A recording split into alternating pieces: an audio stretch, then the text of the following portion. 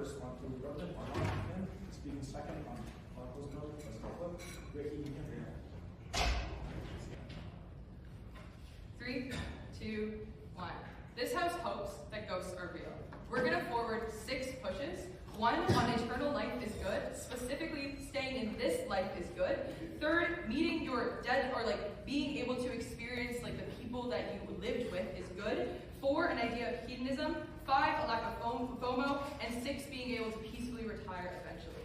First, on the model, what are ghosts? I think that once you die, everyone becomes a ghost, and these ghosts experience forever. They are eternal in this kind of way. Everyone after they die will become a ghost, but there is a ghost realm which mirrors reality. There's a dormant level of ghost. There's a dormant ghost realm beyond this that I think is really important. Think about the walkers in Walking Dead. Follow me with this analogy here. When they are no longer stimulated, when they no longer engage with the world around them, they simply become docile and they do not engage with reality. They're in some sense in a level of hibernation. I think this is good, but the thing is that because of this lack of stimulation, they kind of go in this kind of way. But also, think about monks and the fact that they meditate. Time is no longer relevant to them. This is just peace. They experience life. They sit with themselves, and they just are able to dissociate from what is going on in reality. And I think this is this is how basically the end term of being a ghost would exist in. I also think that they're able to interact with other ghosts in the ghost realm. I don't think that this will lead to an influx of ghosts in this kind of area because of this dormant thing. I think there is a natural turnover of which ghosts that are presently active in this ghost realm. I think that, second off, what do ghosts look like? I don't think that they're able to touch anything or interact with the physical reality. I think this would be unrealistic. If ghosts were able to experience reality or engage with reality in this way, we would see floating books. They'd probably pick up Nirvan and throw them out the window for setting this as a finals motion. They're not able to interact in this way. I think they'd also cheer for me for that, but I think that's really cool. Anyway, I welcome OO to PO Ivey with the counterfactual and what the other thoughts? Yeah, can you structurally explain why a ghost can just meditate themselves into non-existence when they exist forever? When you are not stimulated, you literally zone out. You do not experience what you're existing in, right? I think that I think that this is true. I think that we see this in my metaphor with monks. No, I think we see this in the metaphor with zombies. Isn't that? No, I took one. So I think this is all kind of true. That kind of stuff. So first off, being able to live past this physical reality, I think this is really important. One of the reasons why people are afraid of dying is this lack of FOMO. You no longer get to experience what life is going to be about. You no longer get to see how life evolves, how the world evolves, and what kind of things that, what kind of thing actually it goes on. I also think that because of the fact that you're not able to actually experience these human, feel, touch and feel and that kind of stuff, or eat like Nix is doing, this means that you no longer feel hunger, you are no longer hurt or harmed. Sure, if I throw my phone in Nirvan now, he's harmed, but if it was Ghost, it would go right through him. I think that this means that you don't actually experience the harms of reality. This means that if the world goes to shit and you no longer want to engage with it, you go into this dormant mode that I modeled to you earlier. But this also means that you purely are able to engage with things that you want to experience, and you're able to do this kind of stuff as well. This means that you're actually able to experience the world in the full flesh of things, and I think this is really important. This means that you are able to see people grow up. When you die, if you have not yet experienced what we consider a full life, so if you passed away as a young child, as a young mom, as somebody who died during childbirth, you were able to watch your kids grow up. You were able to see them graduate university. You were able to sit in that back row, or stand in the back row, or float in the back row, whatever you ever call it, at their graduation, at their wedding. You were able to experience these things. These are self-satisfying. You were able to actually fulfill these kind of preferences, increasing your overall utility as a thing that experiences life, and I think this is good. I think uniquely we benefit these people that have not, or when ghosts are real, you are have the ability to experience a full life even when you have not been granted one in the physical realm, because you were able to experience it in the ghost realm, and I think this is good as well. So this means that we operate on 2 metrics here. If you live a full life, you are still able to experience what the world evolves into. You were able to see how technology evolves. You were able to experience new things, read, go to new museums, see new ways that countries evolve, and experience this in this kind of way. But you're also able to experience the people that loved you and cared for you, or you cared and love about in this kind of way. Additionally with this, is that when you're in the ghost realm and somebody else dies, let's say you are that young mother who died in childbirth, and then your daughter grows up and she passes away at the age of 45 or something like that. You were able to meet her. You were able to interact with her. You were able to have a relationship past this physical realm, and I think this is a good thing. You grant people the opportunities that they do not have when you hope that ghosts are real. If ghosts are real, you are given access to this further relationships. You give them further autonomy to be able to engage in these kind of relationships. If you do not want a relationship with that daughter, that's fine. Just go to the other side of the world where she can't find you. I think this is fine. This means that you can satisfy satisfy these kind of preferences, and I think these are really important as well. Next, on this level of hedonism, you are able to experience things that you want to. Sure, you are maybe cut off from some of the simple pleasures of life, but the thing is that you don't actually have these desires because they no longer are there. The fact is that you don't feel hungry, therefore you're not satisfied by the idea of eating. This means that you are purely like the things that you want to actually engage with, you're able to engage with in this way, and this is really important. I'll take one from opening because I should close it. You know what, for what you just mentioned, that you can experience what you want to in this idea of hedonism, if you can actually physically interact with these objects, if you love eating food but you can't actually eat it, I think this is fair. Like I said, this desire changes. You are no longer. The fact that I am 22 years old, I no longer desire swinging on a swing set every single day because my preferences have changed, because my circumstances have changed. Maybe Nick's is different, but the thing is that these kind of desires change as you get older. As you are older, your preferences change, so you're able to fulfill this because of the circumstances that you find yourself in. These kind of things change. So that means it is likely when you die and become a ghost, you access this new avenue of things that you can explore, and that means you're able to explore the things that you want to do. Even if you're not able to explore every single thing that you want to, you still are able to explore some of the things that you would like to. This means you're able to gain this kind of utility and that kind of stuff. So the options here are quite clear. If ghosts do not exist, that means that when you die at the age of 65, let's say, you do not have access to any more util, you do not have access to any more joy. It's just like it's done and it's over with in this kind of sense. I think the fact is that you are able to actually engage with some of these things that bring you joy in this kind of sense. This is important. A little bit of summary just to make my case really clear. I think that eternal life is good because you're able to satisfy these kind of preferences that you want going forward. I think specifically in this kind of version where you stay in the physical realm, where you're able to meet up with your loved ones like past life. So if somebody, like if my partner passed away, God forbid tomorrow, I'm able to in the future meet up with him in the afterlife and therefore have the relationship further in the long term, as opposed to on the contrary, this is not something we are able to access. I think that additionally, people that you actually never met, so for example, I will probably never meet my great-great-granddaughter, but the thing is that I'm able to have a relationship with her post that, so open new avenues for different relationships that don't actually exist in the status quo. I think that you're able to open up this opportunity. Additionally, you're able to approach this idea of hedonism and be able to like actually get utility of this kind of stuff. You experience the world beyond your short lifespan and able to do that kind of stuff. Additionally, you can go into like peacefully retirement. Thank you. Position firmly believe that ghosts, we do not hope that ghosts are real, and that we actually think inherently ghosts can actually be very scary and bad, not only for us who are in the realm of the living, but also for potential ghosts themselves. And since we all pass away, we all will eventually become ghosts, as per defined by the OG. So first and foremost, I would like to begin with one main point, which is the idea that fundamentally, I think a lot of people like to think of an afterlife, and per the OG's notion, this is not how it actually works. And second of all, the fundamental belief right for privacy for those who are in the living, and as well as from OG's argument, the refutation or rebuttal on really the pleasures of life. Right? So first and foremost, let's begin with the first point, which is the idea that a lot of people buy this idea that after you pass away, you live a good life, you are destined for rest and relaxation and a place like paradise, right? Heaven, which is a common belief for a lot of people who are religious. But based on, as the model that was defined by the opening government, is this idea that everyone dies and becomes a ghost, right? And they're perpetually living in this state of they're intangible, they're not actually physical, but they can interact, but not actually physically affect anything around them, right? And so they're stuck in this sort of limbo state. So if you think about it, if you're a person who lived a good life, who actually really cared deeply about how you interacted with others, and everything you did, you were carefully afraid of how it affected others, and you were expected to go into heaven and experience a wonderful life of just endless bliss, right? But then you realize you're actually still here on earth, just not in your actual physical body, but in this intangible form where you can see things, where you can actually interact with them. And you're perfect, and you're stuck in this. Yes, take it. Yeah. Sorry, my bad. Good, sure. So what is your counterfactual afterlife? Is it nothing? Is it heaven? Is it hell? What religion? What happens after I die? We would definitely hope that you, instead of living in this limbo state where you can't touch anything, you can't interact things, you actually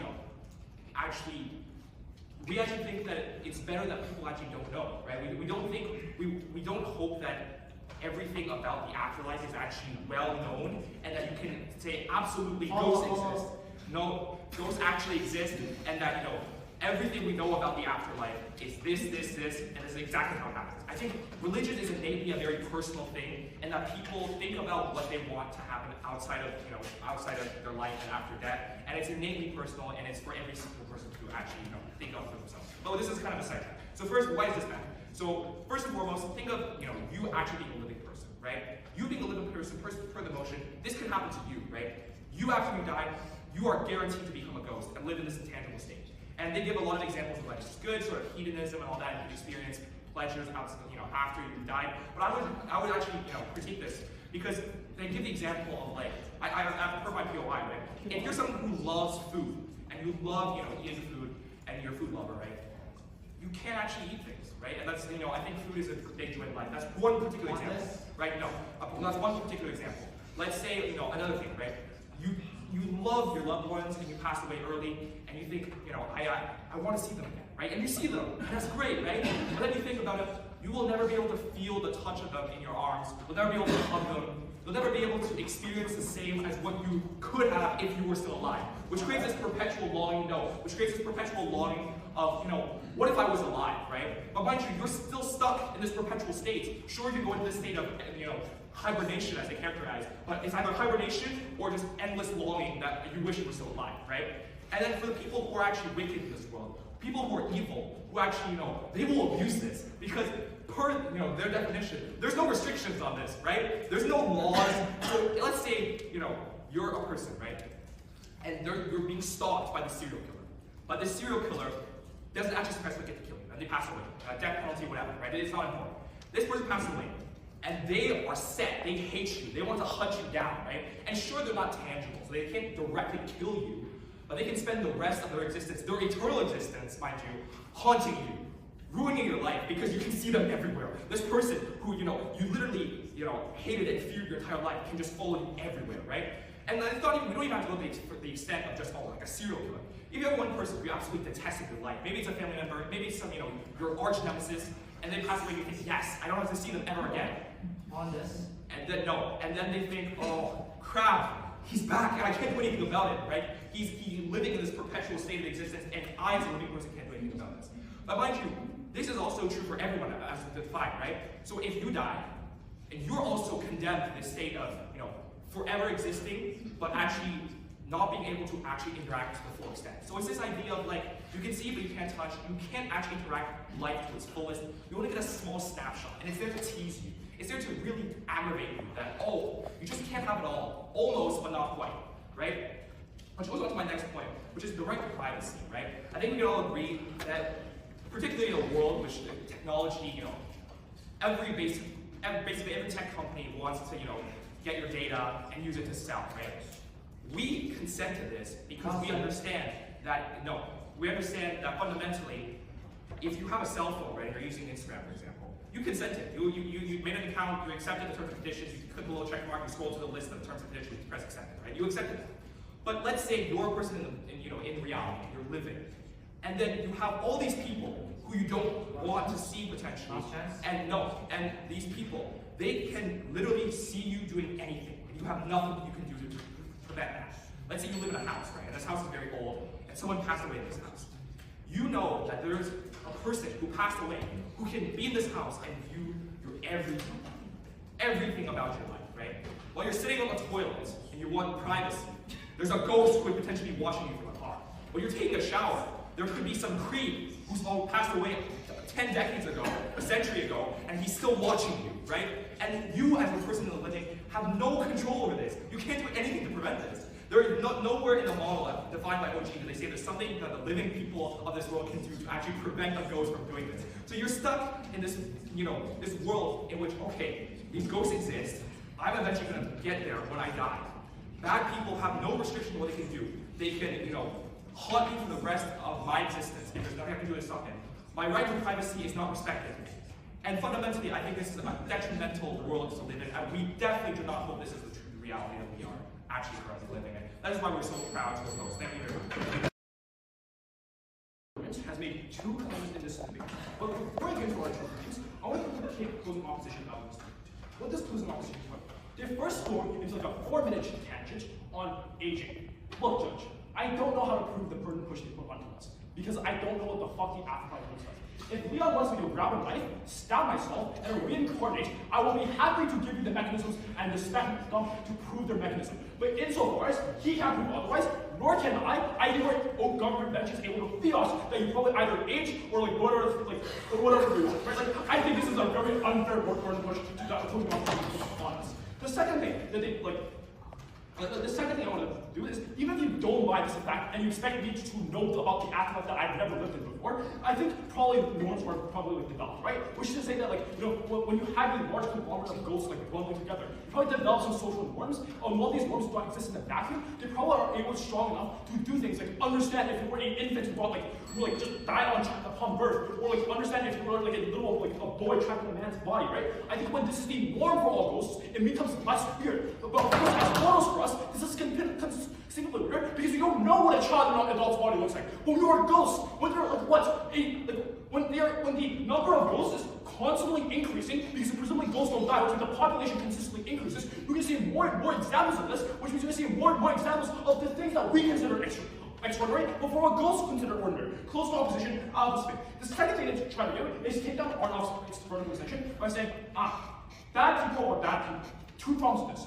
Firstly, if this is the case, then I'm sure why there are people who already are formed in life. So the people who renounce their past actions, renounce their sins, say what they're doing is bad. The second thing, actually, first thing, elaborate that. So I think it's not that people are bad by nature, but that sometimes people need convincing. And insofar as you have infinite lifetime to convince yourself, you'll probably like to get better sooner or later. The second thing is that, I think this is comparative, right? With the vast, unless you're talking about a vast extreme amount of cases, like Hitler, I guess, you're probably going to see a lot of people who are trapped in your life, right? So the people who are forced into cartels because their community was run by the cartels, and that's the only way to find employment and a way to provide for their family. So the single mother would steal bread for her two children just to put food on the table. She's not inherently wrong. She was trapped by the mortal confines of our reality and the mortal confines of our world. This is why they steal. The people are not bad inherently by nature, but because the society pressures them to do so. There's a societal narrative in our emotional world that leads to this in the first place. Let's talk about closing government then, and what Arnav tells you is super important. We give, firstly, during the RFD, go on Desmond's graphic calculator. Try to zoom out as much as you can. What you will see is you can zoom out an infinite amount of times. This is because infinity is infinity. It is a very, very big number. Insofar as this is a long stretch of time, and we think about how the way humans grow and the fact that we're constantly adapting, it means that everything from our views, our ideologies, will adapt over time because it is in human nature to learn. So when I make a mistake on the 2257 midterm, I'm going to fix it for the mid-year. So as so far, I'm saying you have an infinite time to learn, you have an infinite time to improve yourself and get better. The second mechanism, actually, why that we do to fill out open government's case is on wisdom, right? Which is to say that when you observe the world for an infinite amount of time, you learn from it. You gain the wisdom of the world, right? We do this in the mortal life, but we only have so much time, so we can only learn so much. But when you're traveling constantly, when you're in a world where you can watch everything for the rest of your life, you are able to gain infinitely more wisdom than you can in your mortal life. So you learn through the experiences that you watch. You learn through observation of the world as a ghost. This is how you reform, this is how you get better as a person of ourselves. So presumably, if you watch enough Minecraft YouTubers, you finally learn not to get pedophile. This is how you reform and get better on yourself. Thirdly, on crime, I think again, people are coerced with this, right? I think you have a million, a trillion, moral justifications as to why what you're doing is right. But when you are leaving this world and you no longer have these moral justifications, right? Or I'm just doing this because I cannot afford to. Oh, X person is the real bad guy because they're in charge, right? It's not me, the the cartel drug deal. It is the boss, the big boss that he's giving the commands. That's actually that. So when you are free from these moral limitations, it's much like to perform as a person, right? I think inherently, Josh, people are meant to want you to be people seek utility, they seek happiness. I don't think you get a lot of utility by committing crimes. You get a lot of utility by having fun. This is the second thing that Arnav goes to. Because I think it's incredibly unclear on open garbage what does fun actually look like. I'm going to give you two things here. First, the flying is really, really fun, right? So you explore outside areas of the world. So I think the first thing here to note here, Josh, is that a lot of times this is not something that mortals and humans can do. This part looks like the fact that you just don't have enough time or you don't have enough money, right? Flare air fucking sucks. I hate flare air. Flare air is fucking off. But also just the fact that Nirvan couldn't go to Halifax for recruiting because he needed to do 2257 instead, right? So this is insofar as we're restrained by the amount of time and restrained by the amount of energy we have, this is to say you could probably have Like, this is to say that, like, flying is a lot more fun on our side. You don't have to go through, like, fucking border, like, bullshit, like, TSA screening of, like, why can you, like, carry, like, half bottle of liquor on you? Like, you can fly wherever you want with whatever you want. You can travel the world, right? I mean, no, the difference, the reason we be open on this claim is that we prove to you why flying is completely good, right? Because you explore the nature. So the impacts of debates are not just about, like, your legacy, your things. I'll provide this on later. But it's also about the nature. Because I think when God sings with his like, creations, every part of the choir is inherently beautiful. Every aspect of the so you can go beyond your limitations. When you can see the erupting volcano, when you can see the space you cannot breathe oxygen in otherwise, when you see the crisp, like, blue sky, these are the things that is beautiful. These are the things that give you meaning. This is why we win. The impacts are pretty simple, right? You get better utility on our side because you get, like, you do the things you cannot as a human. You go beyond these restrictions. You get better utility on our side. Let's talk about open government then. Actually, I'll do both open caps very similar. Reason both open caps have mechanisms that can be good and bad. So Kevin is right that it is good that you can watch your children and follow your legacy. But it is bad that your children might speak at 64 in a debate tournament and bring shame and dishonor to your family. It is good that you probably gain wisdom, but it's also bad that you ended like a constant deadlock with Charlie Kirk, like, as it goes, because you can never agree to anything, right? So I think the mechanisms they bring are good and bad at the same time. So I think it's not going to prove why it's inherently a bit better here out of this debate. The second thing, though, is they don't achieve their main piece of writing, which is why you achieve, like, education, right? Why do you achieve Nirvana? Presumably, Nirvana is in quarter seconds, Kevin is in quarters. They're a long way from each other. So, let's talk about open opposition. The reason why open opposition out of debate is threefold. Firstly, their argument about how you, like, enter the afterlife and go, oh no, I'm a ghost. Just literally look at me of, oh no. Anyways, entire case gone. Secondly, I know Calendar exists, therefore I am scared of Calendar. I don't know if ghosts exist or not. I understand, therefore I'm not scared. Lastly, Noor's argument. Again, this mechanism is both good and bad because damn shame to the people who are free slaves. Damn shame who fought hard to teach people for free. Damn shame to indigenous communities. These people have that very totally understand Calendar both. Guys, when Edward P.O.Y. specifically asking government to mechanize out why people age, this has huge implications. Because what I'm going to prove to you today is that why under Gov's model, specifically not aging, is a terrible thing to happen in the afterlife. But secondly, I want to be able to use that to extend and explain principles of agency and why that's particularly important in the round and how that affects us as a whole. And of course, I'll do a bit of engagement implicitly in there. So, first off, Kevin was really begging for a counterfactual. Our counterfactual is that you just plain old die. There's no afterlife. This is the counterfactual that we are going to defend. General Y.O. didn't take anything like that. So, the fact of the matter is that when you just die, this is final. This is finality. This is the narrative by which death is created around, either in any sort of situation, i.e. when you die, that's it, that's it. Nothing happens. This is seen as a moment of extending past your life, of leaving your life behind. I.e., if this is the narrative that is being pushed by many people who believe there is no afterlife, then why is it the case that they would be feeling fulfillment and feeling satisfaction from dying and realizing that they have to continue on this life? Say that you lived a bad life overall. You don't want to continue living on this terrible life in these terrible conditions, watching the actions and the consequences of your actions continue on. So in that sense, it's not that good for the average individual who has a bunch of regrets that they just can't live with. But secondly, I'm going to start and basically explain why aging matters now. So, note that bodies physically age. I think that this is pretty intuitive. When you die, it's a snapshot of your current self in time, and this is the most charitable way we can give. Because the means by which you actually age is immortal and a physical process. After you die, you are no longer aging. Why? Because if they want to claim that you do age, the fact of the matter is that they now have to deal with being a billion years old and having that mental life, having that drain, i.e. you're probably going to be going insane if they say that you age. Therefore, what is likely to happen is that you don't age. Even then, it's still pretty shit if you don't age. Why? Because then, your entire after analysis and weighing as to why a newborn infant's matter is completely irrelevant. Because they will not age. They will be stuck as newborns for the rest of their life. They will get no impact. But also, on top of that, even if you do age, this is still wrong. Why is this the case? Two reasons. One, if you're not aging, and you're not physically aging even as your mind develops, you are now forced to gripe with the reality that you are a grown-ass man stuck inside a child's body. No one is going to take you seriously, even in the afterlife, because of this fact. And that you are principally harmed because you wanted to be able to age, because you have this fulfilling life, and now constantly in the afterlife, as it goes, you have a striking reminder of what was never there, i.e., this is the metric by how we get the opening opposition impacts of eternal suffering in the afterlife. Without this mechanism, O does not stand. Leon. Further to this, then, I'd like to bring up real quickly as to what O has been explained. They tell us some good mechanizations as to why the people there are necessarily going to be bad and why there's whatever karma, whatever thing happens, where people essentially want to torture you for life. Sure, this is fine. We're going to extend on you and prove why there is a sufficiently larger magnitude of impact that happens as a result of this. Because of the fact that these people are going to be there and creating these bad actors, we can prove this larger magnitude impact that, we've sufficiently extended on their impact as well by proving to you why it is the most important impact on the ground. With that in mind, here's the setup. Note that the only people that are going to continue pestering you in the afterlife are the bad people. The only dominant voices are there, the predominantly voices even, are going to be bad actors. All the serial killers, all the genocidal maniacs, all the authoritarian dictators that have created suffering. Why is this the case? Two reasons. Pulling from OG's own framework over here, if you have an idea of wanting to fuck off or meditate or whatever, then you're disassociating yourself.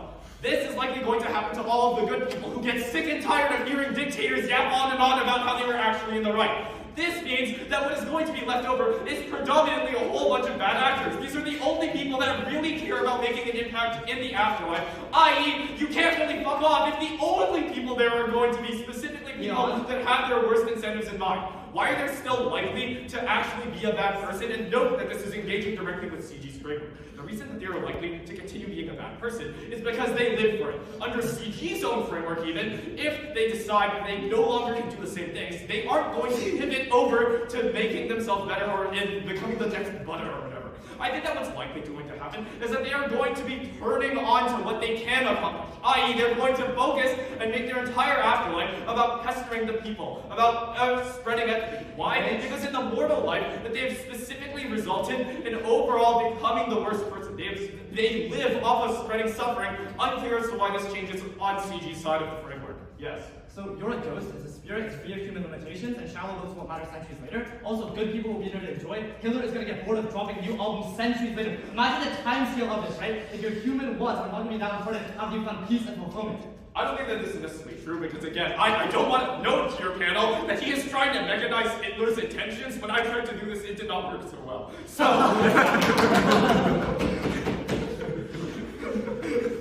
with that in mind, then, I think that the general framework is here. You don't age in the afterlife. This is going to be an absolutely terrible scenario for you, and ultimately what happens is that you aren't going to have any of the beneficial impacts that happen, and rather you are going to last for an eternal amount of suffering then.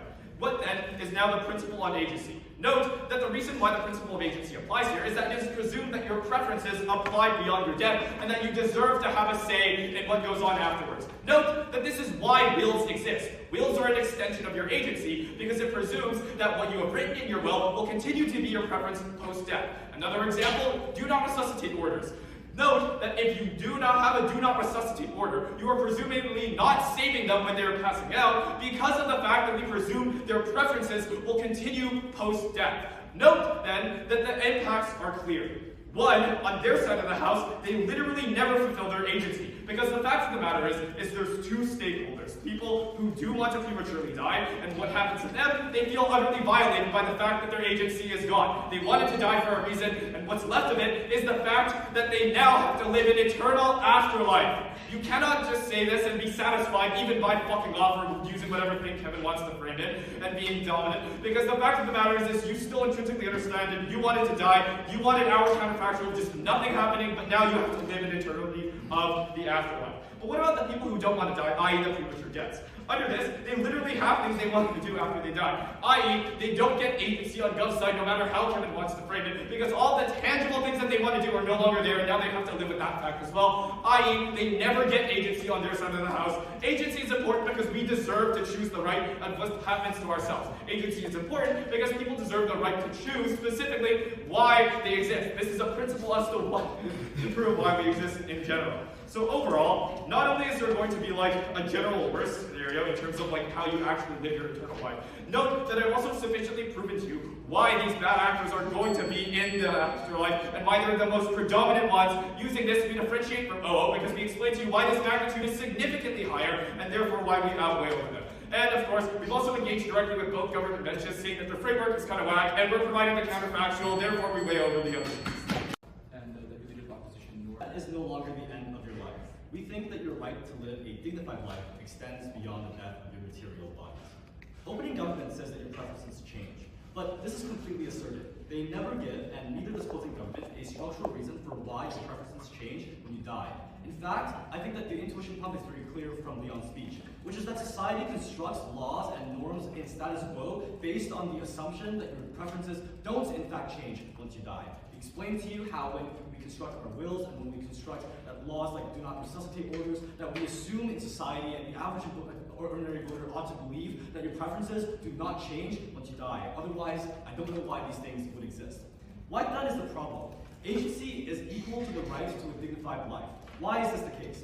One, we all have our subjective definitions of a dignified life that are a result of a subjective calculation of our own preferences that are a result of many, many different things, the way that we were brought up, things that we experience day by day, the kinds of things that we enjoy doing. So therefore, insofar as we all have our subjective preferences, the only way for us to achieve our subjective definition of a dignified life is our ability to actually fulfill all those preferences by the end of our life. If we are denied this ability, then we are denied our ability to pursue a dignified life, and any kind of agency violation then is impactful in this round. What then is the problem with this notion? Your mortal preferences extend beyond the mortal realm, and you can never achieve those preferences fully. I'm going to explain why it is insufficient from opening government to say that you can just travel and you can just watch a movie behind somebody's shoulder. Why is this the case? The reason why is twofold. One, the preference to do those activities in status quo is within the bounds of the material world. That is to say that when I want to go on vacation, it's because I want to touch the sand on the beach. When I go to the Grand Canyon, I believe that is impactful to me because I see the sunset with my own eyes in the material world. But I can touch the ground beneath me, and I can feel the connection to the natural world. It's unclear if you can just go through the ground why you can do the same. But secondly, like just intuition up here, a virtual vacation is probably not as impactful as a real vacation that you experience. That is to say that is really important that you actually, your preference to enjoy that thing is within the bounds of actually doing that in the material world. But secondly, it's just that many things that you want to achieve in life are impossible in your afterlife. That is to say that I want to buy a car with the money that I earned from work, that I earned with my hard work, that the feeling of buying that car is something that is only meaningful to me insofar as I worked to earn that kind of money. So these kinds of preferences are shaped by the kinds of things that are behind that, but those kinds of things that are behind those decisions are necessarily formed and prerequisited on your experience in the material world. It is unclear why when you cannot work and you cannot earn that money, why experiencing and sitting in a car is as impactful as being able to buy the car yourself with the hard work that you did. But secondly, it's that, maybe you just want to start with I'm not taking opening government, so you can, fine. The second thing is that you might just want to start a family with a person you built a relationship with, that you endured emotional burdens with, that you did all these things with. There are many, many things, panel, that you ought to believe that this is a structural thing, that you cannot achieve many things that you want in the afterlife that you can achieve in the material world, and insofar as those are things that you want to achieve now, it is unclear why your agency is not violated once you die and are no longer able to achieve those things.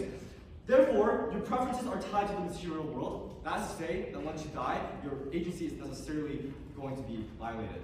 What then does opening government say? They say that the counterfactual is worse because you have no agency in death. This is problematic for two reasons. One, agency only exists insofar as you have the capacity to desire. By definition, when you die, you have no more capacity to want things. So therefore, your agency cannot be violated because you cannot desire, therefore you have no agency. So therefore, the only delta in this round is on our side, maybe you have no more agency, that's fine, but on their side, your agency is continually violated every single day that you live because you cannot achieve the things that you want to achieve. Secondly, there are people that just want to die, but you force them to live. That's to say that there are many people in this world that are fine with dying, that they live to 85 years old, and they are fulfilled with their life, and they've achieved everything they want to achieve, but now you force them to live again. I think this is incredibly bad. It's insufficient from government to say, oh, but you can just retire into infinite death. I don't give a fuck, because you still force them to live for any second that they are alive, when there are ghosts and they're confused about that. That is an agency violation there.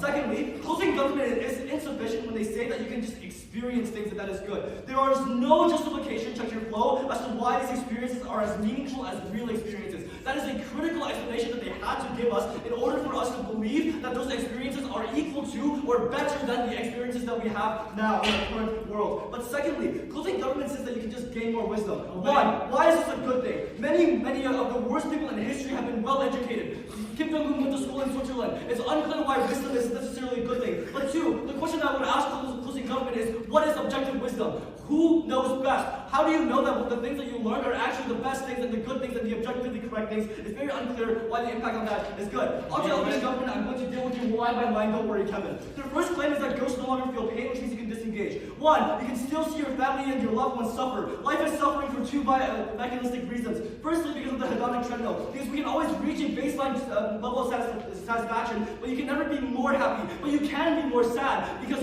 you don't always reach the baseline of your happiness. That's to say, I started debating, I really wanted to break. But once I started breaking, and that would be my baseline happiness. The issue is that I can't be more happy than that, but I can not break and be more sad. Which means there's a baseline of happiness, but you can always be more sad than you are happy. But secondly, biologically, our brains and our psychology stop us from engaging with the good. Because our brains are a protective mechanism. They overemphasize the things that are bad to protect us from the things that are bad. So when I go through a breakup and my ex is really toxic, my brain remembers that the most because it wants to protect me from future toxic relationships. So biologically and psychologically, we only remember the bad, we don't remember the good. Which means that you are just going to be sad because you see your loved ones suffering, because when they are alive, they are suffering because life is suffering. Secondly, they say you can have a capacity to interact with your loved ones. One, you can't age, you can't interact with a newborn. But two, this is an impact on utility, and we also weigh agency over utility for two reasons. One, agency is prior to utility because I can make Elaine a billionaire, but if she hates being a billionaire, it's probably morally wrong for us to force Elaine to be a billionaire.